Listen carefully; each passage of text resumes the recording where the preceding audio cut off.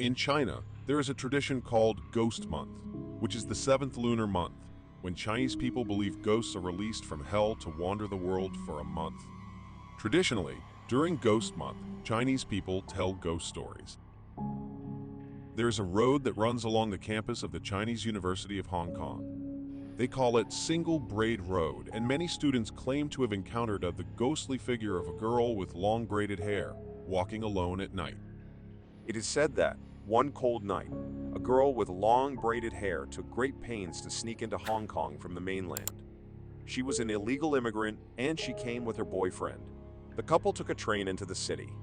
Unexpectedly, the girl saw police boarding the train and checking passports and identification.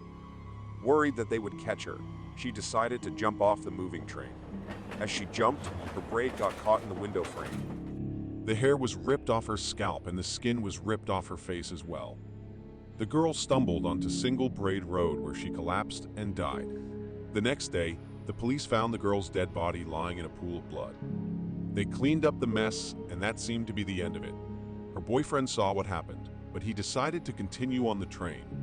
When he reached his destination, he found a job and never looked for his girlfriend or tried to find out what happened to her. However, one night, a male student was walking along Single Braid Road when he saw a girl standing there. She had her back to him, and all he could see was the long braid down her back. When he called out to her, she didn't answer. When the student came nearer, he tapped the girl on the shoulder. She turned around and the boy saw, to his horror, that she had no face. No eyes, no ears, no nose, and no mouth. Then she just disappeared into thin air. They say the girl's ghost has appeared many times since then, but only male students can see her. This story happened on November 14, 1995 in Beijing, China. At midnight, Bus 375 pulled out of the Yuanming Yuan bus terminus. This was the last bus of the night, and its destination was Xiangshan, Fragrant Hills. On board were the driver and a female conductor. The night was bitterly cold and a harsh wind was blowing. It stopped at the south gate next to the Summer Palace, and when the doors opened, 4 passengers got on. An old lady, a young couple, and a young man. The young couple sat up at the front, behind the driver, while the old lady and the boy sat on the other side of the bus, beside the doors. As the bus drove through the night, all they could hear was the drone of the engine. It was a quiet, remote area, and there were no other vehicles on the road. After a while, the driver spotted 2 shadows by the side of the road, waving at the bus. The driver stopped, and when the doors opened, 3 people got on. There were 2 men who were supporting a third man between them, holding him up by his shoulders. The man in the middle looked disheveled, and his head was bowed, so nobody could see his face. All 3 were dressed in traditional Chinese robes from the Qing dynasty, and their faces were deathly pale. The other passengers on the bus were scared and glanced nervously at each other as the driver pulled off and continued down the road. The female conductor tried to calm everyone down by saying, "Don't be afraid. They could be just actors shooting a costume drama in the vicinity. Maybe they got drunk after work and forgot to change clothes." The old woman kept turning around and staring at the 3 strangers who were seated at the back of the bus. There was an eerie silence. None of the passengers said a word. All they could hear was the wind whistling outside. After 3 or 4 stops, the young couple got off the bus. The bus driver and the female conductor were chatting and laughing. The old lady suddenly jumped to her feet and hit the young man sitting in front of her. She was shouting and making a big fuss, telling everyone that he had stolen her purse. The young man stood up and started arguing with her, but the old woman grabbed him by the collar and demanded that the driver let them off at the next stop, so she could bring him to the police station. The young man was speechless. When the bus stopped, the old lady dragged the young man out. They watched as the bus drove off into the night, and the old lady breathed a sigh of relief. "Where's the police station?" asked the young man. "There's no police station," the old lady replied. "I just saved your life." "What? How did you save my life?" the young man said, puzzled. "Those 3 people were ghosts," the old lady replied. "Ever since they got on the bus, I had my doubts about them, so I kept looking back at them. It so happened that there was a wind blowing through the window, and I saw everything. It lifted their long robes, and I saw that they had no legs." The young man stared at the old lady in surprise. He started sweating. He couldn't say a word. The old lady called the police and told them what she had seen.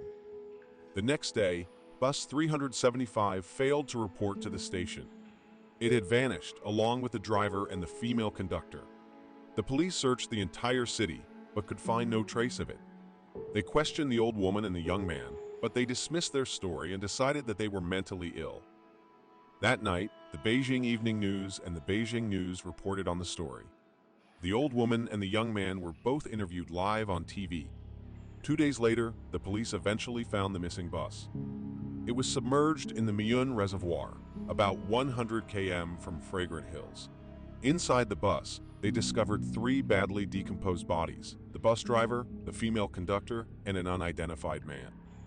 There were a number of other mysteries surrounding this case. 1.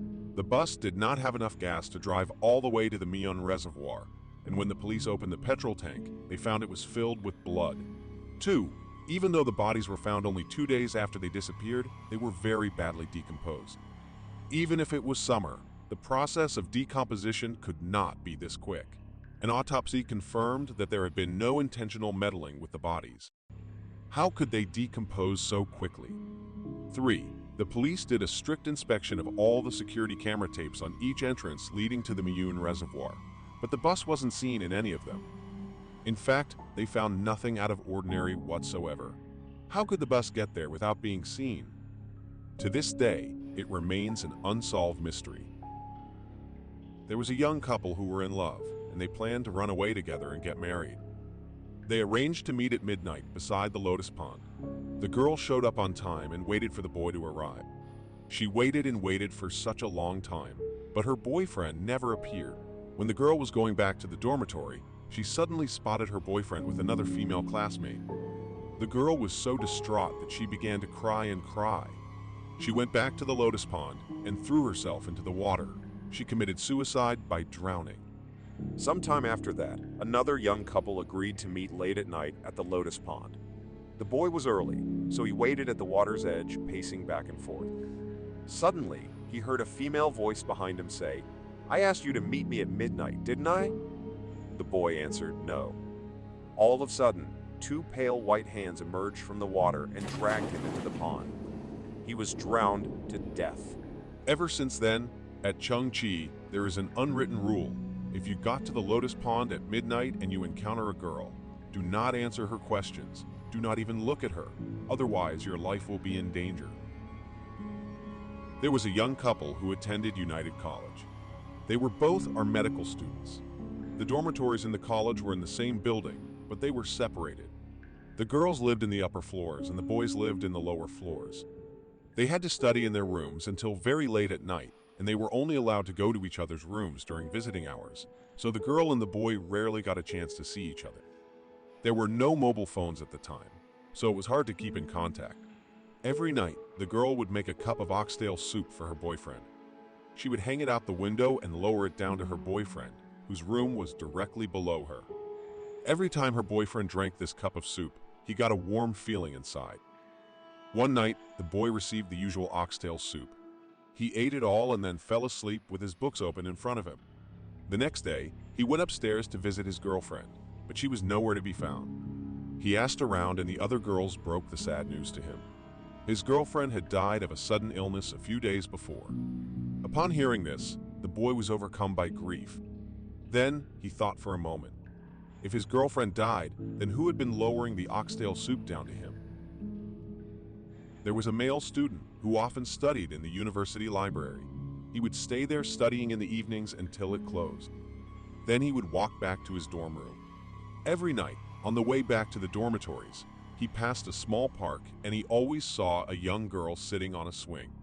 Finally, one night he decided to go up to her and started talking with her. From that time on, he would always talk to her for a while before going back to his dorm. Later, when he told his friends about the girl, they asked him to describe her. They told him that the young girl he described looked almost exactly the same as a teacher's daughter who had died in a traffic accident. They said the teacher's daughter had lost her little finger. The student was very curious and wanted to know whether the girl was missing her little finger. So, the next night, when he spoke to the girl, he asked if he could see her hands. She didn't want to show them to him. but he demanded to see her hands. The girl thrust out her hand, and when the boy saw that her little finger was missing, he ran away in terror. Later, he always went by the park in the evenings, but the swing was always empty, and he never saw the girl again. There is a room in the basement of New Asia College dormitory called Room 111. Years ago, it was shared by an electronics engineering student and a medical student. Both students got along well together and studied hard all week long. One night, the electronic engineering student was in the room alone. He was under a lot of pressure because of an important test that was coming up. He was afraid he was going to fail, and he became so upset that he decided to commit suicide. He picked up some circuit boards, copper wire, batteries, welding tools, and a clock. He made a suicide timing tool. He strapped the copper wire to himself and connected it to a powerful battery that was connected to the alarm clock. When the alarm went off, he was electrocuted as he lay in his bed. The next morning, the medical student finally returned to the dormitory. When he went into the room, he saw his roommate laying motionless in the bed and thought he was sleeping. The medical student stayed in the room for days until he finally realized that he had been sharing the room with a dead body. It is said that, although the medical student was later removed from the room, he was still very troubled by the incident and ultimately lost his mind. Suffering from mental illness, he was placed in a lunatic asylum for the rest of his life. The school authorities decided to rearrange all the room numbers so that the students wouldn't know which room was room 111. In another version of the story, room 111 of Grace Tian Hall was the home of a brilliant science undergraduate who believed he had discovered how to transport himself through space and time. He wrapped himself in an elaborate wire contraption attached to an alarm clock and a powerful battery. When it rang, he believed it would send him hurtling into another dimension. The experiment went wrong, and when the alarm rang, the student died of a massive electric shock. His roommate returned to find him dead on his bed with a note beside him reading, "I will come back soon."